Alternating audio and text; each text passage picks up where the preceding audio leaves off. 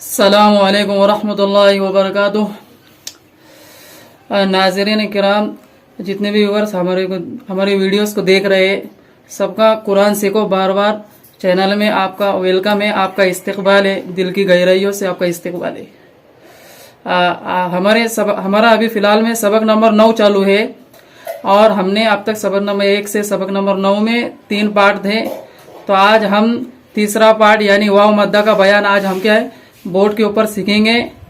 मेरी आपसे एक गुजारिश है कि आपने अगर हमारे पिछले वीडियोस को अगर अब तक नहीं देखा है तो आप सबक नंबर 1 से वहाँ से आप पहले देखते आइए और फिर उसके बाद, क्योंकि आप अगर ये वीडियो से स्टार्ट करते हैं देखना तो आपके समझ में नहीं आएगा, आपको सबक नंबर 1 से देखना पड़ेगा। और अगर नए व्यूअर्स हमारे इस चैनल पर अगर आए हैं, हमारे वीडियोस पर आए, तो वो क्या है सबसे पहले चैनल को सब्सक्राइब कर ले और सब्सक्राइब करके नोटिफिकेशन को क्या है ऑल कर ले। मुझे उम्मीद है जितने भी व्यूअर्स हमारी वीडियोस को देख रहे हैं, पहले वीडियो को भी जैसे सबक नंबर 1 से लेकर सबक नंबर 9 तक देखे, तो इंशाल्लाह आपको क्या है आप सब लोग याद ही कर रहे होंगे। और एक बात आपसे कि अगर आपके समझ में नहीं आ रहा है तो हमें नहीं पता चलेगा आप क्या चाहते हैं, तो आप क्या कमेंट में करके क्या है हमें बताइए कि आप मतलब क्या कमी ज्यादती जैसे क्या कमी हो रही है। इंशाल्लाह हम कोशिश करेंगे कि बेहतर से बेहतर आपको क्या है याद हो जाए और आपके सामने हम बेहतर से बेहतर क्या है बोर्ड के ऊपर क्या है सबक वगैरह क्या है समझाए। तो ठीक है, ज्यादा देरी ना करते हुए चलते हम बोर्ड पर। जी, बोर्ड के ऊपर आपको दिख रहा होगा सबक नंबर 9। ये देखो यहाँ पर लिखा है सबक नंबर 9 और ये 3 जो लिखा हुआ है ये हमारा तीसरा पार्ट चालू है, यानी तीसरा हिस्सा चालू है। वाव मद्दा का बयान आज हम क्या सीखेंगे।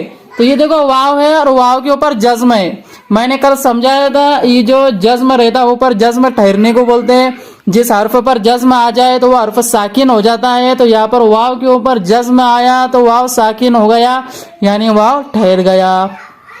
और जज्म में पीछे वाली हरकत क्या है मिलती है। तो ठीक है, तो यहाँ पर देखो मैं लिखा हूँ वाव जिस पर जज्म हो और उससे पहले पेश हो तो वाव मद्दा होगा। यहाँ पर इंग्लिश में वाव जिस पर जज्म हो और उससे पहले पेश हो तो वाव मद्दा होगा। जैसे यहाँ पर दिख रहा हमजा वाव पेश ऊ, एक अलिफ के बराबर खींचना है। अलिफ मद्दा या मद्दा वाव मद्दा। तो ये वाव मद्दा क्यों होगा वाव मद्दा? इसलिए कि वाव साकिन से पहले पेश है, इसलिए वाव मद्दा होगा। एक अलिफ के बराबर खींच कर पढ़ेंगे। तो यहाँ पर देखो हिंदी में लिखा हुआ है हमजा वाव पेश ऊ। इन इंग्लिश हमजा वाव पेश ऊ, हमजा वाव पेश ऊ। समझ में आ रहा? अब नीचे देखो बा वाव पेश बू। देखो हर्फ देखने का, बा है उसके ऊपर पेश है, वाव है, वाव के ऊपर जज्म है। बा वाव पेश बू, हिंदी में बा वाव पेश बू। जिस विवश को इंग्लिश आती है बा वाव पेश बू, मादरी जबान में इंग्लिश में। अब नीचे मैं डायरेक्टली या वाव पेश यू। हर कायदे का फायदा एक अलिफ के बराबर खींचेंगे। या वाव पेश यू। यहाँ पर देखो हिंदी में या वाव पेश यू। यहाँ पर इन इंग्लिश या वाव पेश यू। दिख रहा है? मैं आपको एक कायदे में बताता हूँ। देखो आपके पास एक कायदा रखना है, तभी क्या है आपको समझ में आएगा उस कायदे में देखकर। अगर आप कायदा नहीं रखते फिर आपके समझ में नहीं आएगा। देखो मैं बताता हूँ, दिख रहा है हमजा वाव पेश ऊ, बा वाव पेश बू, ता वाव पेश तू से लेकर या वाव पेश यू तक, इसके अंदर सब पर वाव साकिन से पहले पेश है ना, इसलिए क्या है वाव मद्दा होगा। ठीक है, अब मैं देखो आगे लिखा हूं ये इधर बा पेश बू, फर्क बताया हुआ। ये बा पेश बू, बा वाव पेश बू, यानी इसको नहीं खींचते उसको खींचते, वहां पर वाव मद्दा होता। और यहाँ पर बाजेर बी, बायाजेर बी, बाजेर बी को नहीं खींचते, बायाजेर बी को खींचते, या मद्दा। और बा जबर ब, बा अलिफ जबर बा, यानी बा जबर ब को नहीं खींचते बल्कि बा अलिफ जबर बा को खींचते। अलिफ मद्दा, या मद्दा, वाव मद्दा। अच्छा, मैं आपको अभी दूसरा बोर्ड बताता हूँ। अच्छा, दिख रहा होगा आपको व्हाइट बोर्ड, उसके ऊपर मैं लिखा हूँ, मिसालें लिखा हुआ है ना वाव मद्दा की। तो पहले देखो यहाँ पर दिख रहा है नून वाव पेश नू, हा पेश हु, नू हु।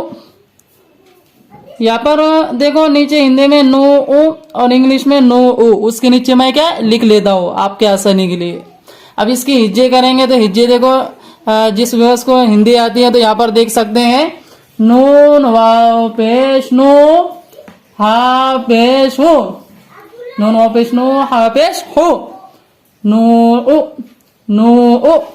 इन इंग्लिश नून वाव पेश नू, नून वाव पेश नू, हा पेश हु, हा पेश हु, नूह, नूह। अब नीचे दूसरी मिसाल हारूनु, हा अलिफ जबर हा, रा वाव पेश रू, हारू, नून पेश नु, हारूनु। यहाँ पर नीचे हारूनु, हारूनु।